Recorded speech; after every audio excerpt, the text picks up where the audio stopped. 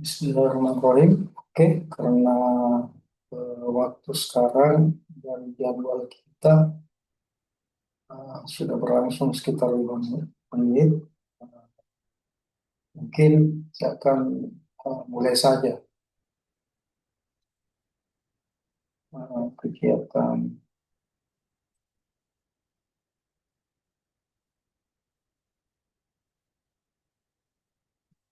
Kita akan memulai perkuliahan kita bersama tutor dalam mata kuliah akuntansi keperilakuan, pertemuan ketujuh. Dan untuk tutor ini adalah pertemuan kedua. Baik, izin share screen buat teman-teman. Nanti kalau misalkan tidak sempat mengikuti secara Zoom, insya Allah nanti rekamannya akan ada di LMS supaya teman-teman semua bisa akses. Oke, saya akan buka pertemuan kita dengan mengucapkan basmalah Bismillahirrahmanirrahim. Izin saya coba share screen.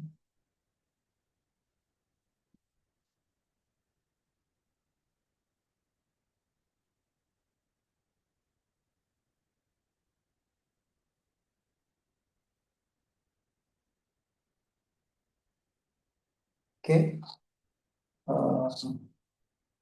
perkenalkan, nama saya Sarman Syarifin selaku tutor dalam mata kuliah akuntansi keperilakuan ini. Dan sekarang sudah pertemuan kedua bersama tutor.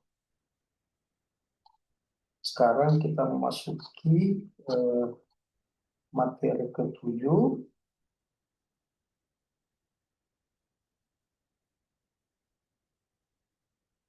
Nah, sekarang kita akan membahas mengenai aspek keperilakuan dalam desentralisasi dan evaluasi kinerja.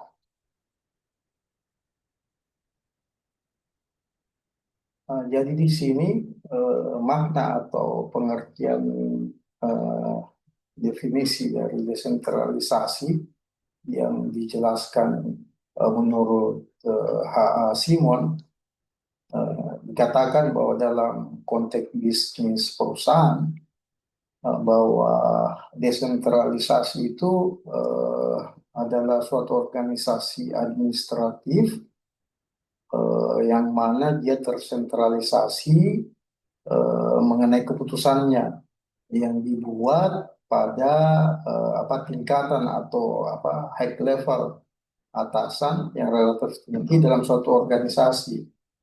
Jadi dikatakan dia terdesentralisasi jika keputusan dari atasan tadi itu atau manajemen puncak tadi didelegasikan ke tingkat yang lebih di bawah atau yang mempunyai wewenang eksekutif yang lebih rendah tadi.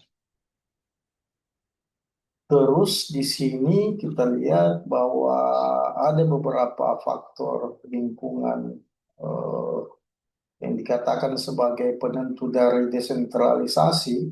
Menurut Fansil di sini dikatakan ada beberapa alasan kenapa harus diadakan yang namanya desentralisasi pada suatu misalkan perusahaan ataupun suatu perusahaan atau yang lainnya. Yang pertama di sini kenapa perlu desentralisasi? Jadi dengan melakukan desentralisasi di manajemen puncak atau top manajemen tadi, itu dia bisa lebih fokus pada keputusan-keputusan strategis atau keputusan-keputusan yang paling penting.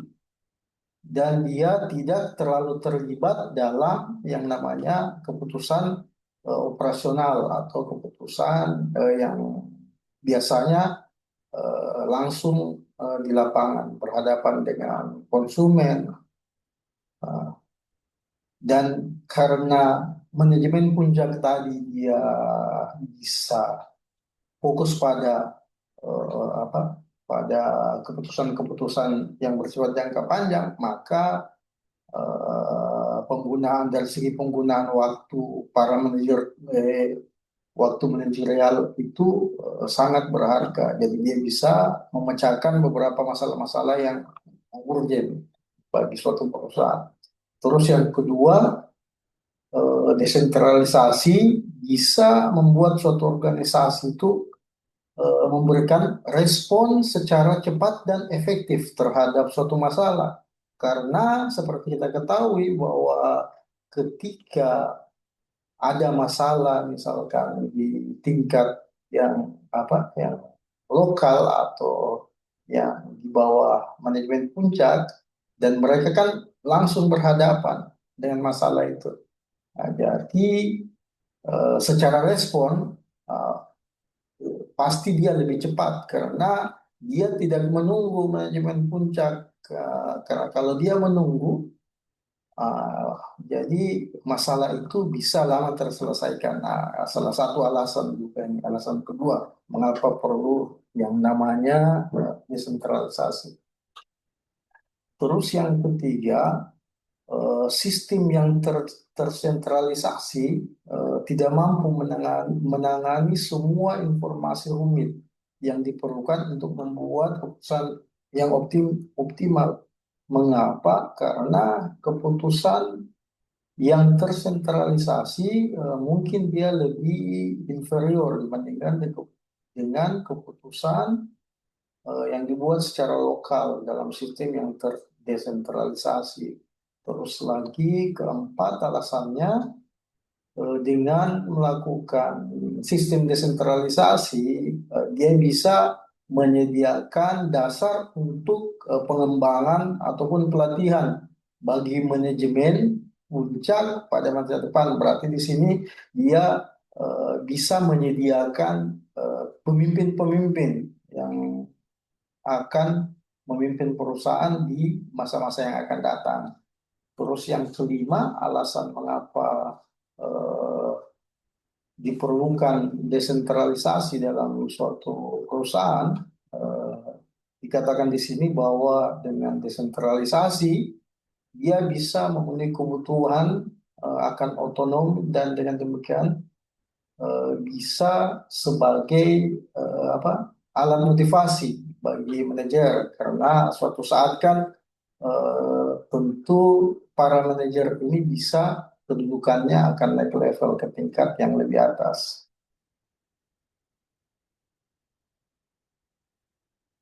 Nah, di sini lagi selanjutnya dikatakan bahwa walaupun lingkungan sebagai faktor penentu desentralisasi, jadi ada beberapa kesulitan yang dihadapi eh, menggunakan sistem desentralisasi ini. Jadi bisa jadi terjadinya kurang kesepakatan mengenai suatu lingkungan organisasi. Ini berdasarkan pendekatan yang dikemukakan oleh J. Prever dan G.R. Salamcik. Jadi menurut mereka lagi eh, bahwa lingkungan organisasi itu bisa dibagi menjadi dua subkelompok, antara lain dibagi berdasarkan lingkungan tugasnya, dan kelompok yang kedua itu berdasarkan komunitasnya. Jadi lingkungan tugasnya di sini berarti ada hubungan antara organisasi utama atau perusahaan itu dengan misalkan hubungan antara produsen dengan konsumennya. Terus yang kedua, eh, ada namanya komunitas. Jadi dia ini levelnya lebih besar lagi, hubungan itu lingkungannya ya itu lebih besar. Seperti hubungan antara perusahaan dengan faktor-faktor politik, budaya, faktor sosial yang sudah tentu semua itu memberikan dampak pada aktivitas-aktivitas dari suatu organisasi atau perusahaan.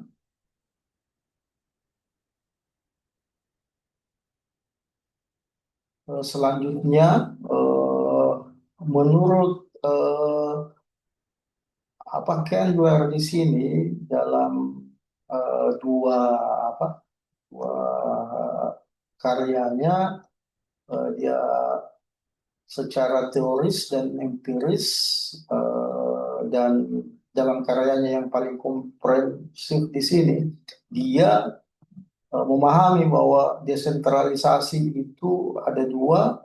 Yang pertama, apa di strategi dan struktur. Bahwa di sini dikatakan bahwa struktur suatu perusahaan merupakan tanggapan terhadap strateginya, dan ada dua elemen kuncinya yaitu lingkungan pasar dan teknologi. Terus yang kedua di Divisi Pelhen tahun 1977 dia menyediakan suatu survei historis yang mendukung dalil di atas tadi. Dalam studi ini, Kenter tadi mengkaitkan bahwa perkembangan desentralisasi itu pasti mempengaruhi kondisi pasar dan kemajuan teknologi.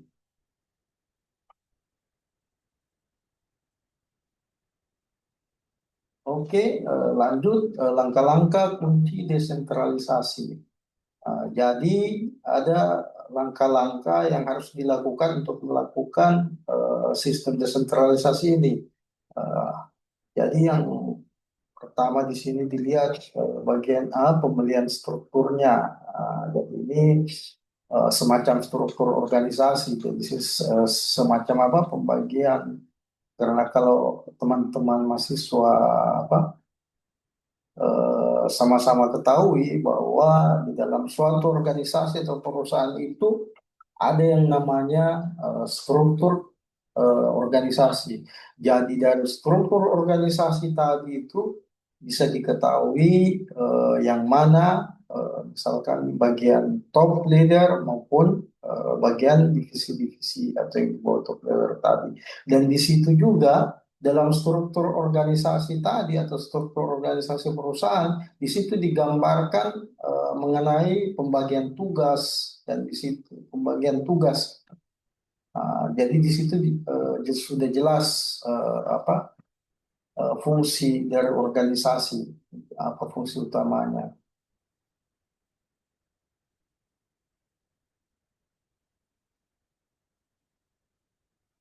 Jadi di sini dalam hal pembagian tugas, jadi di struktur yang fungsional dia membagi suatu organisasi dalam lini fungsi, apa semacam divisi, divisi utama seperti fungsi produksi, fungsi pemasaran dan keuangan. Jadi di sini struktur tadi eh, dia mengeksploitasi skala ekonomi karena dia terkait dengan kemampuan atau spesialisasi dari fungsi-fungsi itu. Jadi dalam fungsi itu, dalam fungsi produksi, pemasaran dan keuangan tadi didudukan orang-orang yang memang profesional atau yang mengerti tentang hal-hal tersebut. Jadi di situ di dalam menempatkan orang-orang tadi harus berdasarkan spesialisasinya atau keahliannya.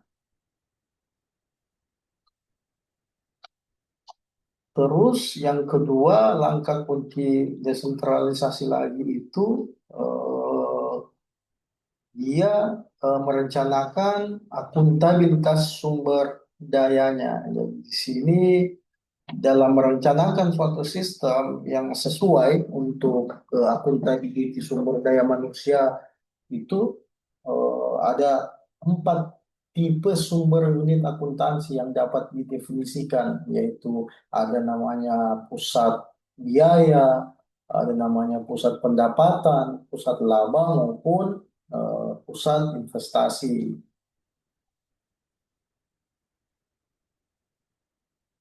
Pengembangan anggaran dasar. Jadi dalam anggaran dasar suatu perusahaan sudah tentu memuat apa aturan dan prinsip-prinsip yang sifatnya mengatur hubungan antara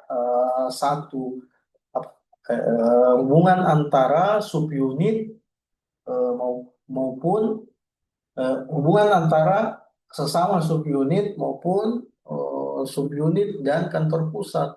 Jadi hubungan ini harus dideskripsikan karena terkait dengan pembagian tugas dan wewenang yang ada dalam suatu perusahaan. Selanjutnya lagi di sini teman-teman bisa lihat ada 6 pedoman yang menjelaskan praktek terkini proses menuju desentralisasi. Yang pertama itu dalam hal penggunaan sumber daya yang memiliki spesifikasi khusus. Jadi di sini bahwa kebutuhan pedoman ini kemungkinan untuk aktivitas hukum, komputasi dan akuntansi, jadi menjadi terpusat. Terus yang kedua ada yang namanya skala ekonomi, jadi aktivitas akan menjadi terpusat, contohnya aktivitas manajemen, kas, dan pembelian.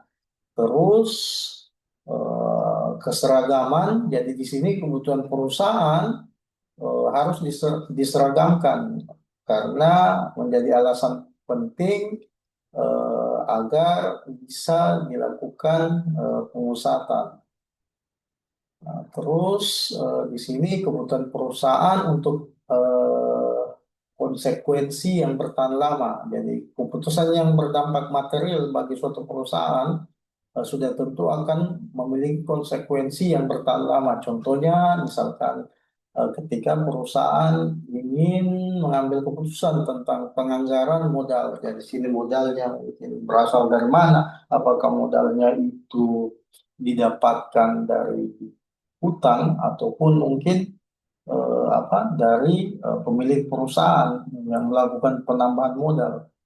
Karena seperti yang kita ketahui bahwa modal suatu perusahaan itu berasal bisa dari utang, bisa juga dari pemilik.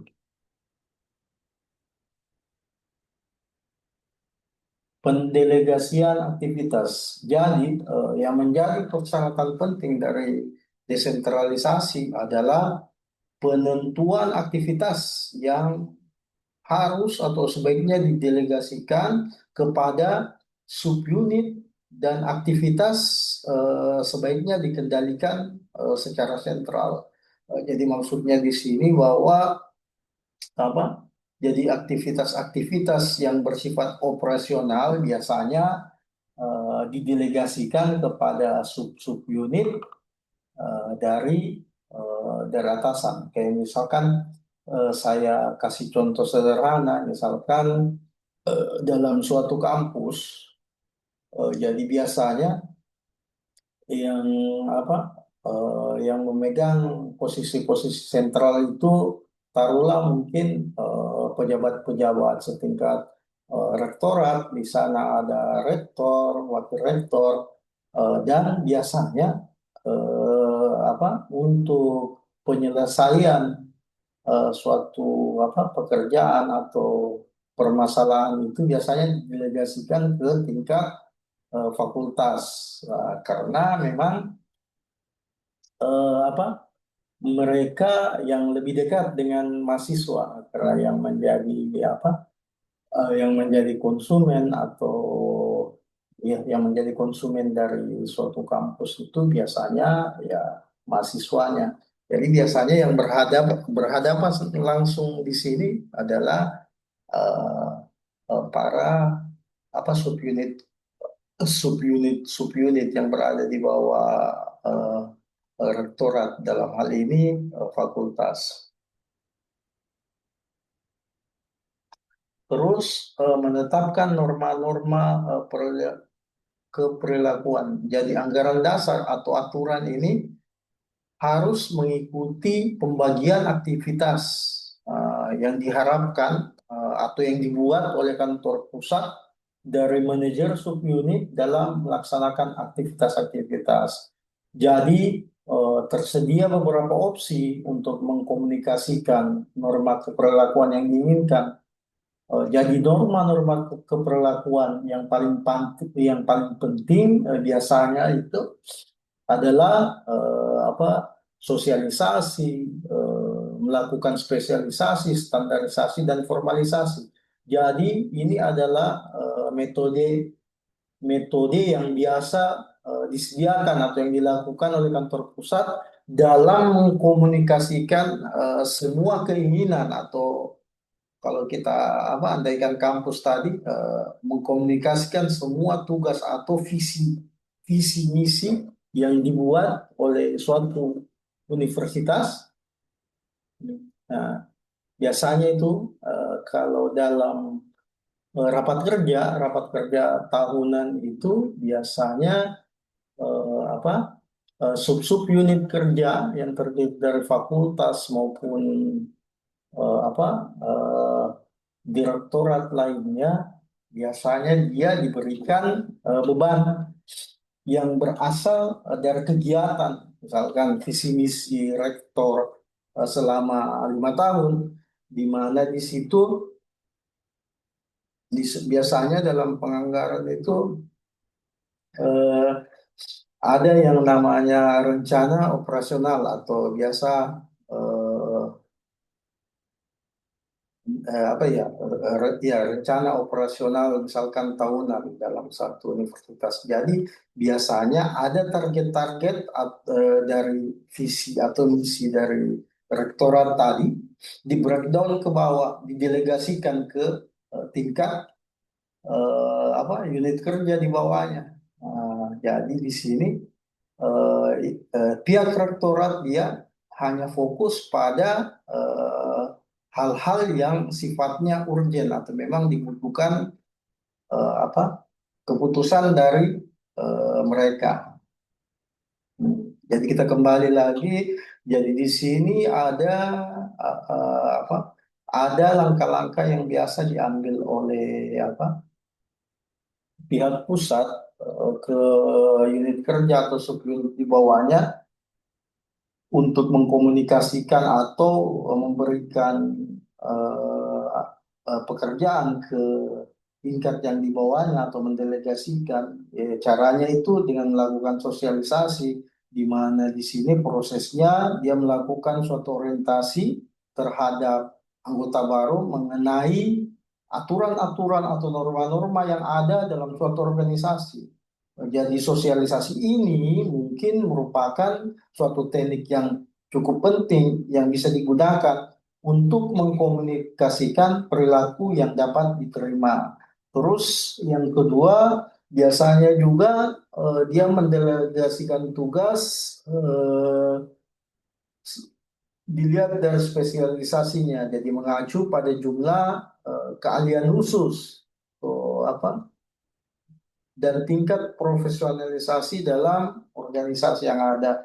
Terus dia melihat juga standarisasinya. Jadi dia melihat sejauh mana aturan atau standar ini berfungsi. Jadi harus dibuat perbedaan antara perilaku standar seperti kode etik dan perilaku terstandarisasi seperti contohnya memproduksi suatu produk sesuai dengan standar kualitas yang sudah ditentukan sebelumnya. Terus yang selanjutnya ada yang namanya formalisasi. Jadi ini adalah suatu tingkatan sejauh mana suatu peraturan, prosedur, dan suatu kegiatan rutin yang tertulis untuk mengkomunikasikan norma tadi. Klarifikasi hubungan antar unit. Jadi anggaran dasar atau aturan yang baik juga memberikan aturan-aturan dasar untuk mengelola apa? Mengelola pertukaran antar unit, mengelola hubungan antar unit.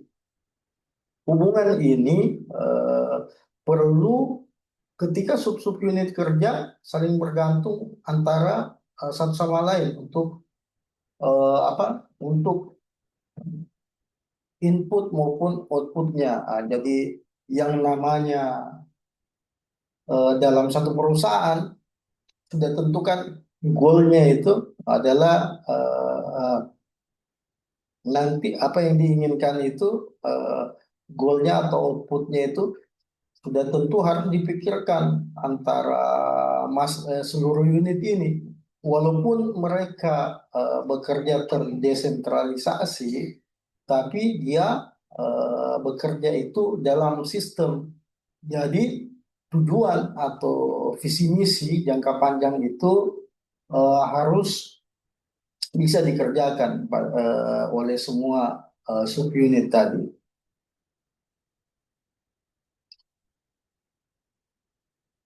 Nah, jadi di sini sistem desentralisasi juga ini bisa dikatakan di sini berbahaya karena biasanya kalau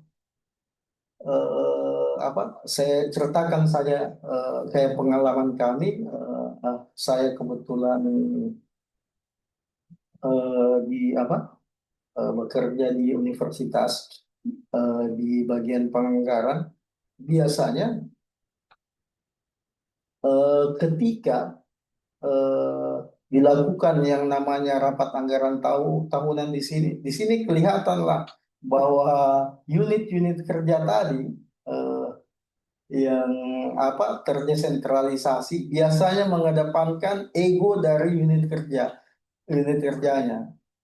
Makanya mengapa perlu yang namanya sentralisasi atau aturan-aturan yang penting atau tujuan-tujuan besar itu harus dikomunikasikan atau dipegang oleh pihak rektorat karena dia yang mengatur, dia yang mengawasi proses perencanaan di universitas, dia yang melakukan audit terhadap kegiatan-kegiatan yang sudah direncanakan.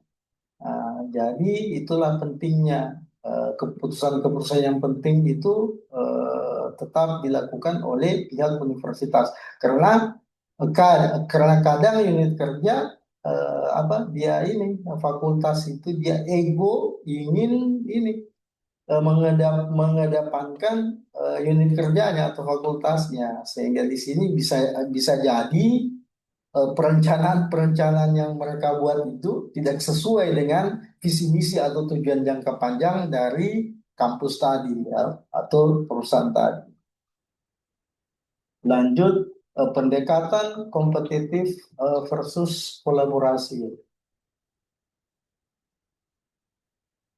Jadi di sini anggaran dasar dapat menggunakan dua pendekatan. Yang pertama pendekatan kompetitif, di sini dia mengandalkan pada mekanisme pasar dan mensubstitusikan pasar internal yang fiktif dengan pasar eksternal. Terus yang kedua itu pendekatan kolaboratif. Jadi dia menekankan keanggotaan organisasional yang mendorong individu untuk bekerja pada satu tim dengan menggunakan aturan, penghargaan, dan nilai yang sesuai. Dengan kata lain, pada praktiknya tidak mungkin bagi kebanyakan organisasi untuk menggunakan salah satu dari kedua metode tersebut.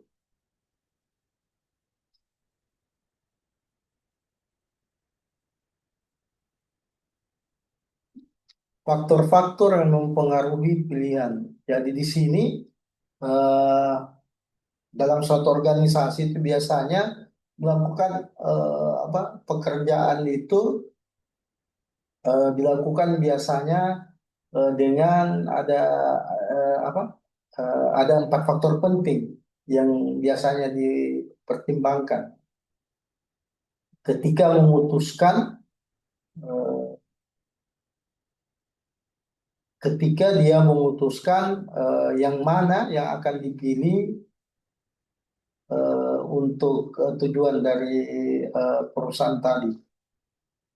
Yang pertama itu tersedianya pasar eksternal, terus yang kedua saling ketergantungan strategis, yang ketiga ketidaklengkapan harga, dan yang keempat tersedianya opsi untuk keluar.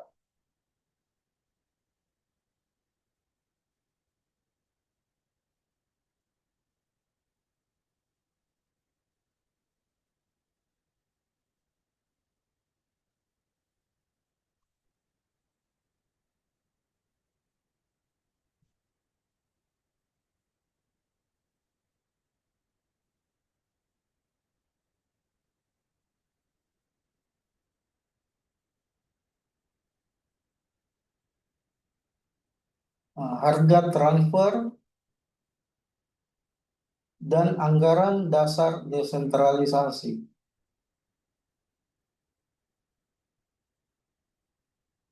Jadi ini adalah apa, eh, dampak keperlakuan dari harga transfer atau transfer pricing di sini menyarankan bahwa harga transfer tadi kembali pada mekanisme perilaku untuk mendukung tingkat kompetisi atau kolaborasi antara subunit kerja yang diinginkan dalam perusahaan atau organisasi.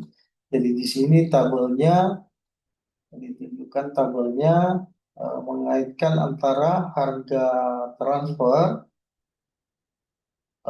dengan anggaran dasar untuk desentralisasi. Di sini ada 5. Yang pertama, tingkat kompetisi dan saling ketergantungan yang tinggi antar unit, terus tingkat kompetisi menengah antar unit, kolaborasi dibutuhkan pada variabel-variabel. Terus yang ketiga, kebutuhan yang setara untuk kompetisi dan kolaborasi. Terus yang selanjutnya, kolaborasi yang lebih besar dibandingkan dengan kompetisi antara unit. Dan yang kelima adalah kolaborasi yang erat dan sedikit kompetisi. Jadi ini apa? Jadi perilaku yang diinginkan oleh suatu perusahaan eh, dengan melakukan desentralisasi. Selanjutnya kita melangkah pada pembahasan mengenai mengukur dan mengevaluasi kinerja. Kegiatan mengukur atau mengevaluasi kinerja ini sudah tentu apa yang diukur dan apa yang dievaluasi. Sudah tentu dia melihat apakah pekerjaan-pekerjaan yang ada sudah sesuai dengan rencana-rencana yang sudah dibuat sebelumnya. Nah, jadi dia akan mengevaluasi. Nah, biasanya kan dalam perencanaan itu, dalam suatu perencanaan ketika dibuat, dia sudah jelas.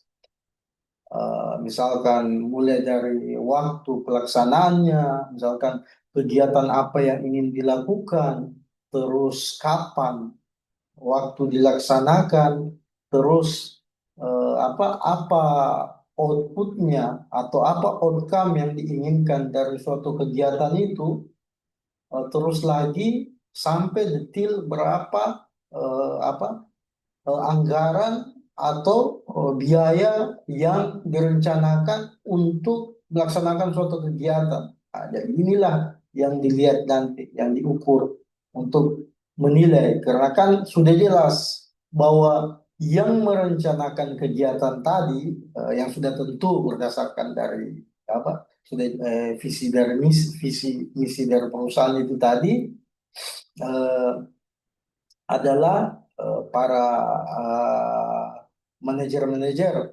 Eh, jadi sudah tentu perencanaan ini akan dilihat, akan diukur dan akan dievaluasi. Apakah memang betul-betul sudah sesuai dengan perencanaannya. Jadi mengapa itu perlu dilakukan? Jadi pengukuran kinerja, jadi supaya bisa ini menciptakan keselarasan tujuannya, yang mana tujuannya itu bisa dilihat dari segi pengendaliannya, kelengkapannya dan pemisahan antara evaluasi aktivitas dan manajerial. Terus pengukuran kinerja tadi juga harus mendorong tindakan independen dan teamwork dalam melakukan atau merealisasikannya. Jadi ada di sini dijelaskan lagi bahwa ada 3 atribut yang harus ada dalam pengukuran, yaitu harus fokus perhatian Nah, fokus pada apa yang dapat diukur atau apa yang bisa dinilai atau dikenali. Terus dia bimbingan perilaku. Jadi dengan adanya keinginan akan mengarahkan dalam penyelesaian jika pengukuran kinerja dapat apa dapat berjalan dan hasilnya bisa kelihatan. Terus kinerja juga itu diukur untuk melakukan peningkatan apa di sini rasa keadilan. Jadi penting di sini karena ketika apa ketika biasanya karyawan berhasil melakukan tugas job desk-nya sudah tentu dia harus diberikan reward atau penghargaan.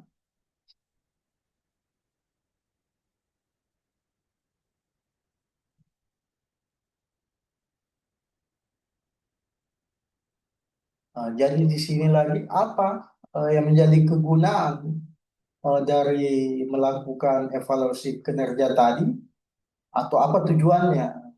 Jadi yang pertama untuk mengelola organisasi secara efektif dan efisien dengan memaksimalkan motivasi dari karyawan. Terus yang kedua untuk membantu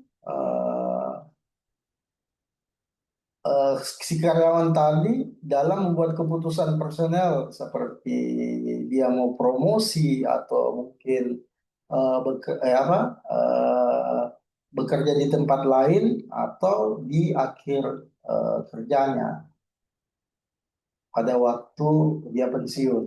Eh, Terus lagi kegunaannya dia bisa mengidentifikasi apa kebutuhan pelatihan dan pengembangan untuk menyelidiki apa berarti ini semacam program pelatihan dan selanjutnya bisa memberikan feedback kepada karyawan maupun perusahaan. Di sini bisa dia lihat bagaimana seorang atasan memandang kinerja mereka. Dan yang terakhir di sini memberikan dasar untuk apa penghargaan atau reward.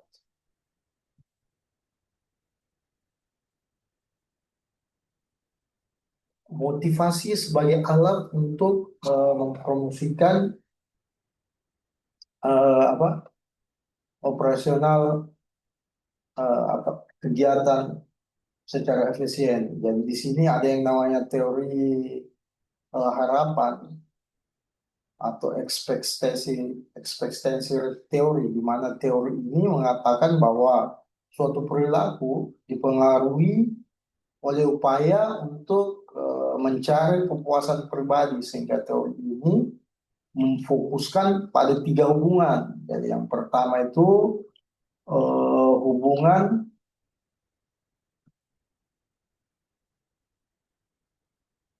hubungan antara upaya untuk mencapai tujuan. Terus yang kedua berarti di sini dia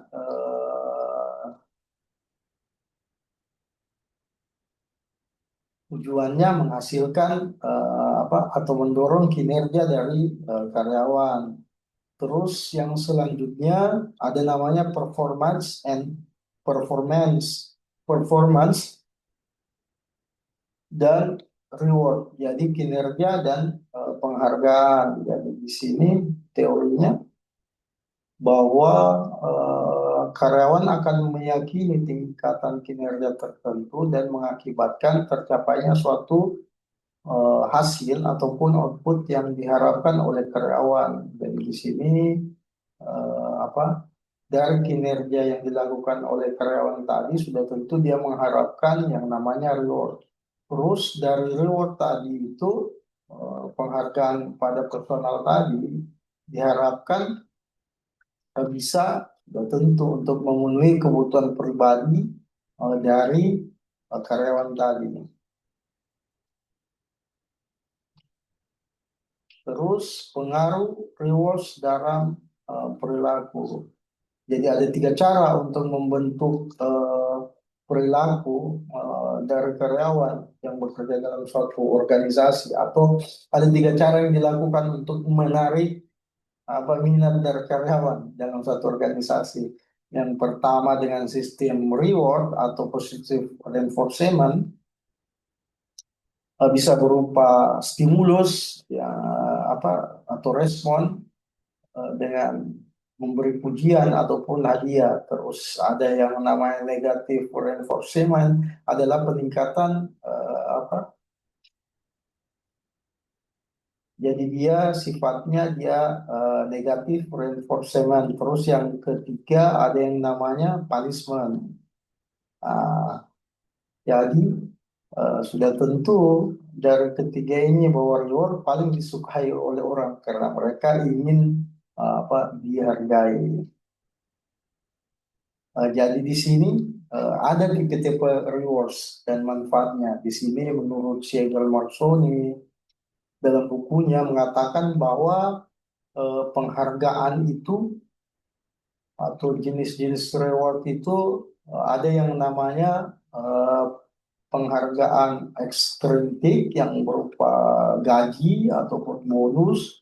Terus ada yang namanya rewards intrinsik atau kepuasan ataupun pengakuan ataupun simbol atau status. Selanjutnya langkah-langkah yang harus dilakukan untuk mengevaluasi kinerja. Yang pertama, yang penting yang harus dilakukan adalah ini eh, menentukan tanggung jawab. Jadi di sini harus jelas di struktur organisasinya, dan biasanya itu termuat dalam job desk. Jadi di sini dia harus jelas siapa dan mengerjakan apa dalam organisasi itu. Jadi harus jelas di sini supaya pekerjaan itu tidak tumpang tindih. Terus juga harus ada standarnya. Jadi harus ditentukan standarnya.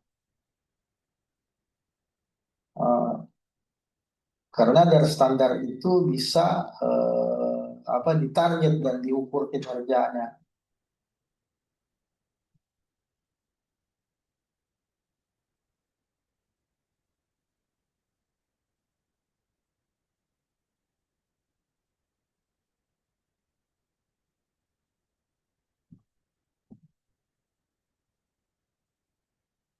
Mengukur kinerja aktual.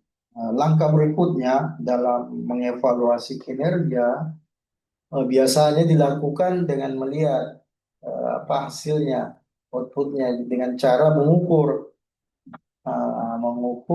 apa, jadi dibandingkan dari katakanlah perencanaannya dan realisasinya, pelaksanaannya bagaimana, apa sudah sesuai dengan perencanaannya atau tidak sesuai.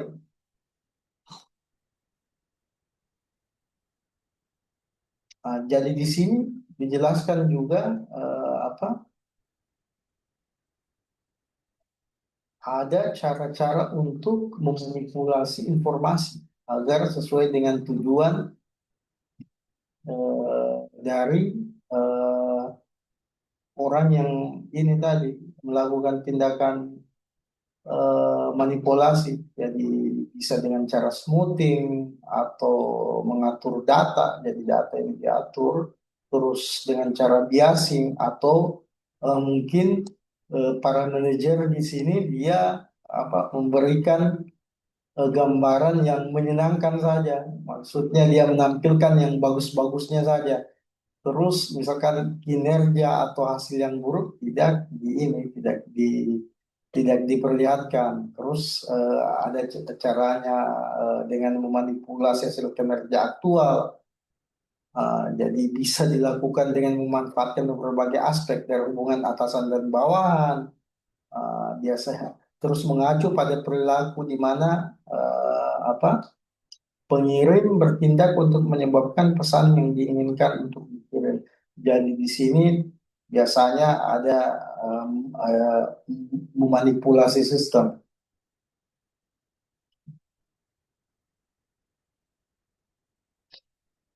Selanjutnya, perbandingan kinerja aktual dan yang diharapkan. Ini dia mau membandingkan antara apa kejadian yang sebenarnya dengan perencanaannya. Ini semacam apa? Kalau di kampus itu dia membandingkan antara perencanaan dan realisasinya. Dia membandingkan antara hasilnya dan target-targetnya. Jadi perbandingan antara kinerja aktual dan yang diharapkan ini telah dilakukan melalui laporan kinerja proyek. Kalau kami biasa melakukan apa penilaian kinerja proyek itu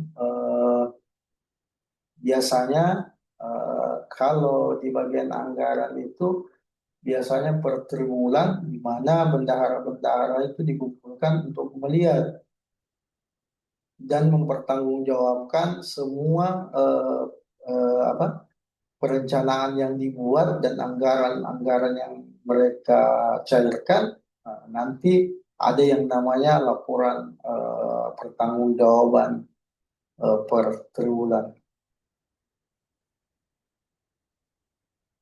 Jadi dari laporan-laporan situ bisa diketahui mana yang sudah bisa dilaksanakan dan mana yang bisa dilaksanakan.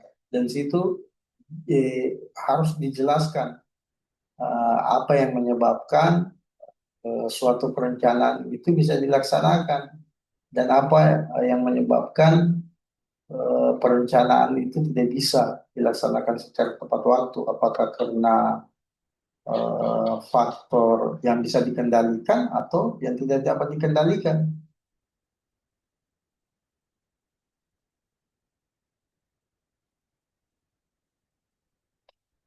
Jadi di sini selanjutnya yang kelima mengenai analisis variansi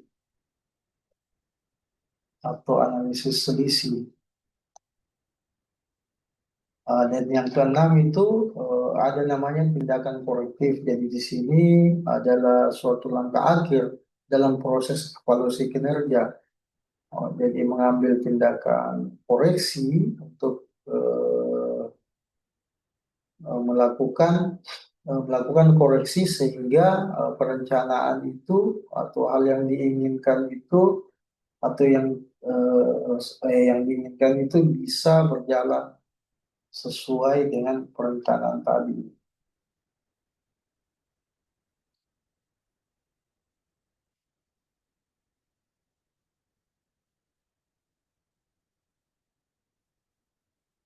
Terus di sini aspek perilaku evaluasi kinerja menggunakan informasi akuntansi.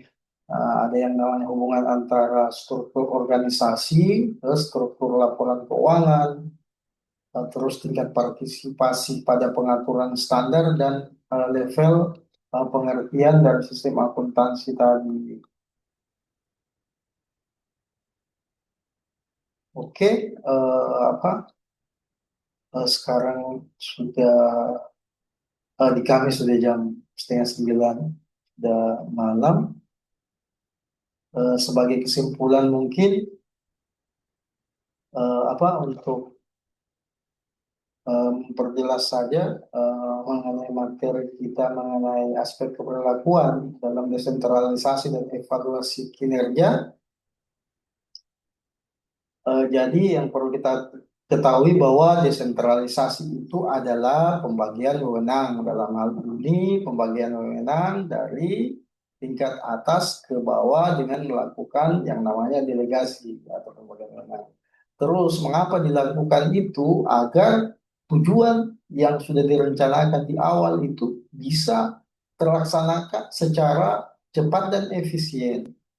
Dan juga membuat ada motivasi bagi karyawan yang di level desentralisasi tadi, level menengah tadi, dia bisa promosi naik jabatan.